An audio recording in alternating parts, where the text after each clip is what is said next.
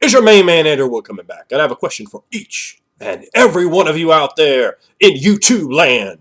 Now the question is this. In Pathfinder, in D&D 3.5 and 3.0, and any of the OGL products that have been released on this line that would be compatible to a D20 fantasy game. Now, of course, I am working on a D20 fantasy game.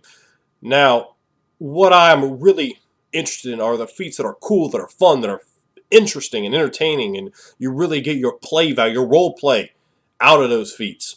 They give you something that you take away and you go, "Wow, it's cool." I don't want anything like, "Oh, I love that feat because it's so broken." No, that doesn't help me. I, would attempt to put at least a mitigating degree of balance in any feat that seemed to come across as broken if I was going to use a mechanic like that. Now, really what I want to put together are a rule set that is fun, plain and simple. You pick it up, these are really interesting feats. These are going to be different, creative, adding a lot of flavor.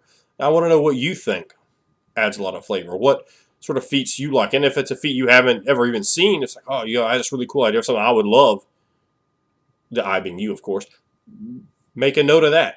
But if you're going to put something from a book, if you know what book it's in, and even better page numbers, that's extremely helpful. I do have a larger library of 3.5 stuff, no Pathfinder books, but I am happy to make whatever attempts I can to track any of those Pathfinder type feats down that you guys really think, wow, this really makes a game pop. This really fills in a hole. This is really interesting. Now, I've made so many modifications to the baseline D20 rules system that a lot of feats wouldn't have mechanics to play off of. But I'm not going to go through line by line on that.